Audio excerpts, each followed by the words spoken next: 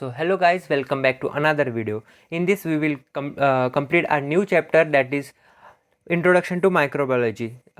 ये हमारा नया सब्जेक्ट रहेगा, फार्मास्यूटिकल माइक्रोबायोलॉजी। उसमें हम पहला यूनिट कंप्लीट करेंगे, that is introduction to microbiology. उसके बाद में मैं आपके लिए एक के बाद एक वीडियो लाते रहूँगा। ये हमारे फर्स्ट यूनिट में का फर्स्ट टॉपिक है, जो कि इंट्रोडक्शन ऑफ माइक्रोबायोलॉजी है। इसमें हम हिस्ट्री देखेंगे, कॉन्ट्रीब्यूशंस देखेंगे, उसके बाद में अप्लाइड ब्रांचेस देखेंगे माइक्रोबायोलॉजी की कौन सी है, स्कोप देखेंगे, इसमें फ्यूचर क्या है हमारा, और इसका इंपॉर्टेंस देखेंगे, इसका इंपॉर्टेंस कहाँ पे ये इंपॉर्टेंस प्ले करता है। इसके बाद में हम इसका क्लासिफिकेशन देखेंगे। क्लासिफिकेशन में हमें स्टडी करने के लिए दो टाइप दिए, प्रोकैरियोटिक एंड यूकैरियोट। उसके बाद में हमें बताया हुआ है क्लासिफिकेशन ऑफ बैक्टीरिया। तो चलिए शुरू करते हैं। तो इंट्रोडक्शन देखेंगे हम। इसका सबसे पहले इंट्रो में मैं आपको बता दूँ बेसिकली व्हाट इज़ माइक्रोबायोलॉजी, हम क्यों पढ़ रहे हैं माइक्रोबायोलॉजी। तो it is a branch of science in which we study about the small living organisms which is less than 1 micron. मतलब जो 1 माइक्रॉन से भी छोटे ऑर्गेनिजम्स हैं, हम उसकी स्टडी करने जा रहे हैं। Which we can't see with naked eyes, we use microscope to see them. अब इतना पेंडेमिक आया, कि कोरोना आया in India, in whole world. इसमें इतने छोटे छोटे पार्टिकल्स हैं वायरसेस के, जो हम नेकेड आइज से नहीं देख सकते। तो ये स्टडी इसलिए करना इम्पॉर्टेंट है क्योंकि ऐसे ही डिसीजेस आएंगे, बहुत सारा डिस्ट्रक्शन हो सकता है, तो हमें हमारी खुद की केयर करनी पड़ेगी। तो इसके लिए माइक्रोबायोलॉजी हमें क्या सिखाता है, to prevent this, to eliminate the diseases.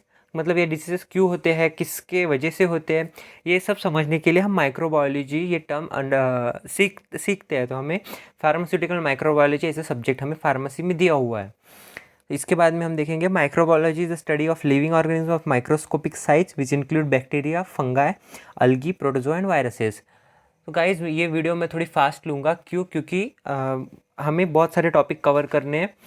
तो मैं आपको जल्दी जल्दी समझाऊंगा, आप अंडरस्टैंड कर लेना, नहीं तो वीडियो पॉज करके स्क्रीनशॉट लेके आप अगर लिखना हो तो राइटिंग वर्क कर सकते हो। ये टर्म हमें लुइस पास्चर ने दी थी और उन्हें डेमोन्स्ट्रेट किया था, fermentation was caused by the growth of Bactrian east. इसके बाद में हम देखेंगे कि यहाँ पे द फादर ऑफ माइक्रोबायोलॉजी कौन है। Louis Pasteur is the father of microbiology, Louis pasture.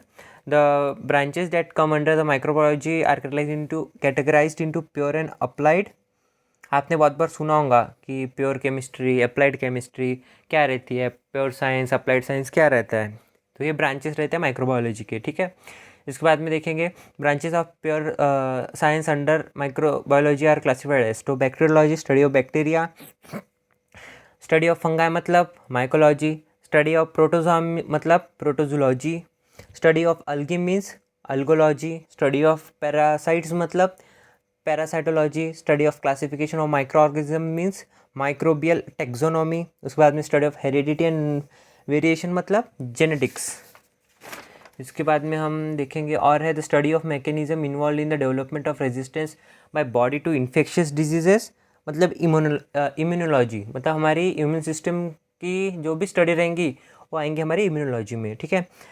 तो इसके बाद में माइक्रो ऑर्गेनिज्म कैसे क्लासीफाई किए जाते हैं, वो क्लासीफाई किए जाते हैं अकॉर्डिंग, मतलब उसके डिफरेंट टाइप्स हमने इसमें डिवाइड किए, जैसे कि bacteria, rickettsia, actinomycetes, fungi, algae and protozoa and viruses. तो फर्स्ट ऑफ ऑल हम देखेंगे बैक्टीरिया। बैक्टीरिया कैसा है, यूनिसेलुलर है, फ्री लिविंग और स्मॉल ऑर्गेनिज्म है। उसके बाद में वो ज़्यादा से ज़्यादा हमें कहाँ दिखता है, फूड में, वाटर में, सॉइल में, एयर में, मतलब ऑल नेचुरल इन्वायरमेंट में हमें दिखता है। उसके बाद में वो कैसे मल्टीप्लाई होता है, उसकी ग्रोथ कैसे होती है, it is through the binary fission. उसके बाद में कोका उसका साइज़ क्या रहता है, it about 1 micrometer in diameter, ठीक है। एंड बेसिलस की क्या है, 1 micron to 8 micrometer in length and 0.1 to 0.5 micro in width, ठीक है। इसके बाद में हम देखेंगे ये बैक्टीरिया कोई टाइप इसका बहुत हार्मफुल रहता है, किसके लिए, ह्यूमंस के लिए, अदर मीन्स अगर इंडस्ट्रियल की बात की तो उसमें भी बहुत हार्मफुल रह सकता है, केमिकल्स में हार्मफुल रह सकता है। पर on the other sides it is very important, क्योंकि बहुत सारे हमारे जो केमिकल इंग्रेडिएंट्स रहते हैं, डिटर्जेंट्स रहते हैं, जो भी हमारे डेली यूज़ में जो रहते हैं, उसमें हम बैक्टीरिया यूज़ करते हैं to degrade the waste material, हम बैक्टीरिया यूज़ करते हैं कभी कभी। मतलब ये पॉजिटिव साइड भी है इसकी, नेगेटिव साइड भी है। मतलब बहुत सारे जगह पे bacteria is used as a positive and in other hand it is used as a negative, ठीक है। इसके बाद में हम सेकेंड देखेंगे रिकेट्सिया। तो ये सबसे पहले डिस्कवर किया था इन 1909 बाय हावर्ड टेलर रिकेट्स। ये स्मॉल रहता है, ग्राम नेगेटिव रहता है। इसके पास दोनों प्रॉपर्टी रहती है, किसकी, बैक्टीरिया की और वायरसेस की। और इसके बाद में it is obligate intercellular parasites and multiply binary fission. देखो बैक्टीरिया भी बाइनरी से मल्टीप्लाई हुआ और ये भी बाइनरी फिजन से ही मल्टीप्लाई हुआ, ये याद रखना। इसके बाद में इसके नीचे इसके डिजीजेस दिए हुए हैं कौन से होते हैं, जैसे कि क्यू फीवर दिया है, ट्रेंच फीवर दिया है, sorry, spotted fever, mountain spotted fever, ठीक है। ये आपको सब ध्यान में रखने पड़ेंगे। इसके बाद में हम थर्ड देखते हैं एक्टिनोमोसाइट्स। ये ग्राम पॉजिटिव बैक्टीरिया रहते हैं, ये नॉन मोटाइल रहते हैं, हिलते नहीं, नॉन कैप्सुलेटेड, कैप्सूल में नहीं रहते हैं, फिलामेंटस रहते हैं, break into bacillus and coccoid elements forming aerial mycelium and substrate mycelium, ठीक है। इसके बाद में रिच रहते हैं किसमें, एंटीबायोटिक्स में। उसके बाद में enzymes, biosurfactants, enzyme inhibitors, in immunomodifiers, plant growth simulants, ठीक है। इसके बाद में they help in biodegradation of agriculture and urban waste. मतलब जो भी डिग्रेडेशन करना रहता है किसका, अर्बन वेस्ट का, इसमें वो हेल्प करते हैं। उसके बाद में हम फोर्थ देखेंगे फंगाई। फंगाई क्या करती है, मतलब फंगाई कैसी रहती है, यूकैरियोटिक माइक्रो ऑर्गेनिज्म रहती है first of all, which exhibits at saprophytes, parasites and commercials, okay. उसके बाद में fungi can be simple oval cells, मतलब ईस्ट की इसमें रह सकती है, नहीं तो मोल्ड्स की इसमें रह सकती है, हैव अ लेटरल ब्रांचेस। इसके बाद में दे आर एरोबिक और फैकल्टेटिव एनारोबिक, ठीक है। इसके बाद में they are produce by asexual and sexual processes. और वो पहले की हमने जो दो देखी थी वो कैसे बाइनरी से होती थी, ये कैसी होती है, असेक्सुअल से होती है, ना तो सेक्सुअली होती है, ठीक है। They are important source of antibiotics, enzymes, acids, foods, bakery and alcohol fragmentations, ठीक है। इसके बाद में नीचे इसके डिसीज दिए है, जैसे कि एथलेंटिस food and trust.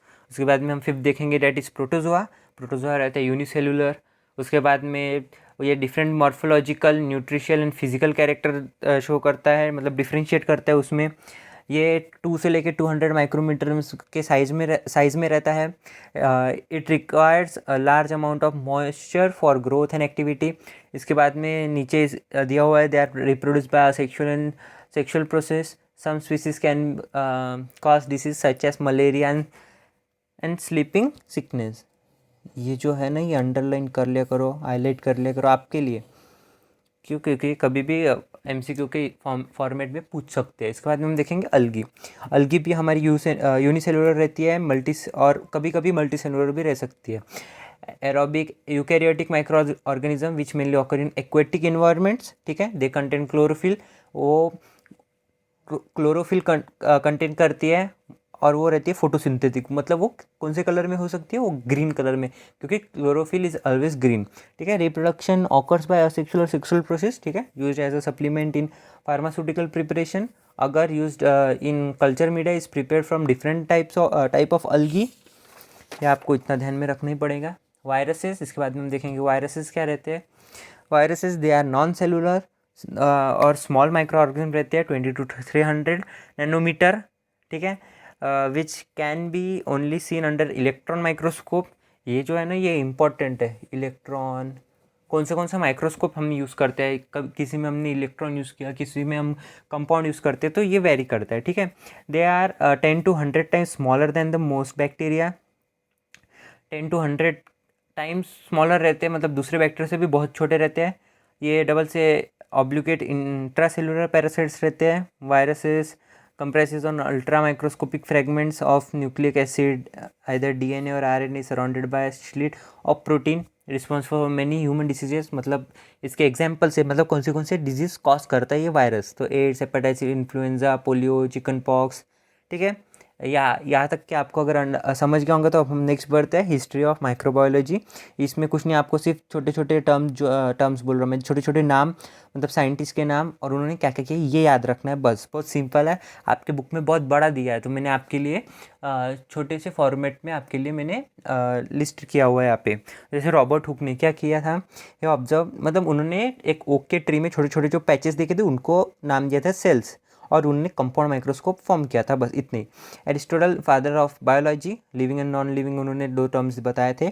Lewis pasture father of microbiology. ये 5 मार्क्स के लिए क्वेश्चन आ सकता है कि what is the major role of Louis Pasteur, ठीक है, इन माइक्रोबायोलॉजी।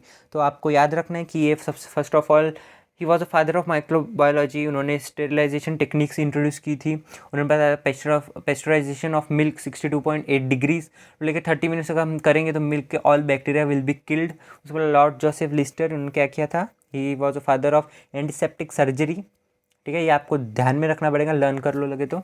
ये इंस्ट्रक्टेड सर्जन्स, मतलब उन्होंने बताया था कि आपको कौन से भी, अगर आप ऑपरेशन कर रहे हो, कुछ भी आपने किया तो उसके पहले आपको क्लीन ग्लव्स पहनना है। उसके बाद में आप ऑपरेशन के पहले और ऑपरेशन के बाद आपको अपने हाथ और बाकी के जो भी आपने यूटेंसिल्स, मतलब जैसे कि आपने नाइफ, सीजर जो भी यूज़ किया, सबको आपको स्टेरलाइज करना पड़ेगा। ऑपरेशन में 0.5% कार्बोक्सिलिक एसिड सोल्यूशन, ठीक है। फिर उसके बाद उन्होंने क्या इंट्रोड्यूस, एंटीसेप्टिक उन्होंने इंट्रोड्यूस किए थे for the prevention and cure of wound infection. ये आपको इतना ध्यान में रखना ही पड़ेगा। उसके बाद हम देखेंगे अलेक्जेंडर फ्लेमिंग, उन्होंने क्या किया था। ये सब ये सब नाम साइंटिस्ट के नाम हैं जिन्होंने अपना अपना कॉन्ट्रीब्यूशन दिया है। उन्होंने क्या बताया था, दे गिव फर्स्ट एंटीबायोटिक, ठीक है, पेनिसिलिन इन 1928। पेनिसिलिन नोनेटम मेड फ्रॉम, मतलब उन्होंने एक चीज़ देखी थी कि जिसमें से पेनिसिलिन नोनेटम फॉर्म हुआ है, तो ही एक्सट्रैक्टेड फ्रॉम द फंगस, एक फंगस से उन्होंने ये निकाला था, और compound which is called penicillin. ये आपको ध्यान में रखना है, बहुत मेजर उनका फाउंडेशन, मतलब उन्होंने क्या फाउंड किया था, ये उनका बहुत इंपॉर्टेंट है। Which could destroy several pathogenic bacteria, मतलब पेनिसिलिन से कितने तो भी बहुत सारे पैथोजेनिक बैक्टीरिया हम किल कर सकते हैं। ये उनका मेजर फाउंड किया हुआ एक कंपाउंड है, ठीक है। उसके बाद में हम देखेंगे कंट्रीब्यूशन ऑफ लुईस पास्चर। आपको बताया था, इस पे क्वेश्चन पूछ सकते हैं, तो आप यहाँ पे देख सकते हो, उन्होंने फाउंडेशन दिया था बैक्टीरियोलॉजी को as a science to give the Louis Pasteur. The French organic chemist, मतलब एक वो फ्रेंच के ऑर्गेनिक केमिस्ट थे। उन्होंने क्या डेमोन्स्ट्रेट किया था, that the air contains microscopic observable organized structures. मतलब देखो आप एक गन कॉटन को आप उसमें डाला, उन्होंने कॉटन, उसमें से उन्होंने एयर पास की, उसमें उन्होंने एयर में छोटे छोटे पार्टिकल्स का प्रेजेंस उन्होंने फाइंड किया था। बस यही उनका एक बहुत मेजर फाउंड किया हुआ एक ये है। तो he also showed that the microorganisms are not evenly distributed in the atmosphere and that their number varies from place to place, मतलब जगह से जगह प्रेजेंस ऑफ जो भी उन्होंने फाउंड किया है, मतलब अगर उसमें पार्टिकल्स रहते हैं वो प्लेस टू प्लेस वेरी होते हैं, ये उन्होंने फाउंड किया था। उसके बाद में he also showed that microorganisms are not evenly distributed in the atmosphere, मतलब वो सभी जगह पे इक्वली डिस्ट्रीब्यूट नहीं रहते। उन्होंने इंटेंसिव स्टडी की थी of beer and wine fragmentation. He found that the wine spoilage was caused by the growth of undesirable contaminating organisms, ठीक है। उन्होंने फील्ड ऑफ स्टेरिलाइजेशन फाउंड किया था, that boiling renders the fluid sterile. He soon found that ordinary water had some microorganism, मतलब boil water करने के बाद भी उसमें भी माइक्रो ऑर्गेनिज्म प्रेजेंट रहते हैं, ये उन्होंने फाउंड किया था और बताया था। तो pasture further introduced a vaccine for anthrax and rabies. ये उनका मेजर फाउंडेशन, उन्होंने क्या फाउंड किया था कि उन्होंने एक वैक्सीन बताई थी कि एंथ्रैक्स और रेबीज पे क्या है। उसके बाद हम देखेंगे Robert Koch and anthrax. The first direct demonstration of the role of bacteria in causing disease was provided by Robert Koch, मतलब अगर उन्होंने फर्स्ट डेमोन्स्ट्रेशन दिखाया था रियल में का कि बैक्टीरिया कैसे किसी डिजीज़ को कॉज कर सकता है, मतलब the first direct demonstration of the role of bacteria, मतलब बैक्टीरिया का क्या रोल है एक डिजीज़ प्रोड्यूस करने में, ये रॉबर्ट कोच ने सबको दिखाया था। इसके बाद हम देखेंगे अप्लाइड ब्रांचेस ऑफ माइक्रोबायोलॉजी क्या क्या है। तो देखो मेडिकल, फार्मास्यूटिकल, इंडस्ट्रियल। अब इसमें हम जो मेडिसिन में यूज़ करेंगे मेडिकल माइक्रोबायोलॉजी, इंडस्ट्री में जो भी यूज़ होंगे industrial microbiology. Food biology, soil में जो भी रहते हैं सॉइल माइक्रोबायोलॉजी, एग्रीकल्चर, हमारा एग्रीकल्चर सेक्टर आ गया, फार्मिंग ये वो जो भी है उसमें एग्रीकल्चर आ जाएगा, एक्वेटिक मतलब फिश एंड वाटर बॉडीज़ ये आ जाएगा उसमें। उसके बाद में एयर माइक्रोबायोलॉजी, एपिडर्मोलॉजी मतलब it is concern with the monitoring, control and spread of disease in communities, उसकी स्टडी को हम एपिडर्मोलॉजी। इसके बाद में इसका स्कोप देखेंगे, इसका स्कोप क्या क्या है। इसका स्कोप मेडिकल फील्ड में, इम्यूनोलॉजिकल सेक्टर में, इंडस्ट्रियल माइक्रोबायोलॉजी में, फूड एंड डेयरी। उसके बाद में स्टेरिलाइजेशन की इसमें, स्टेरिल प्रोडक्ट प्रिपरेशन की इसमें, मतलब स्टेरिलाइजेशन करना पड़ता है ना पहले, तो प्रोडक्शन ऑफ एंटीबायोटिक्स का क्योंकि today 2/3 of the antibiotics are produce from the micro organisms.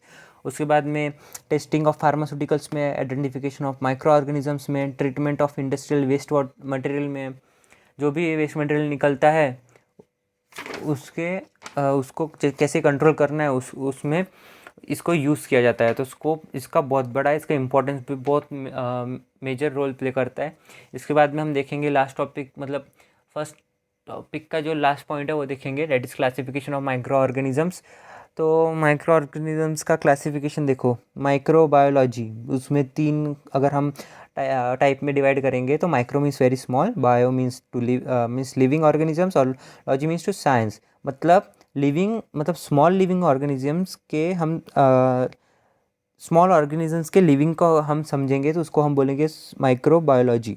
ठीक है, तो इसका क्लासिफिकेशन हम करेंगे असेलुलर और सेलुलर में।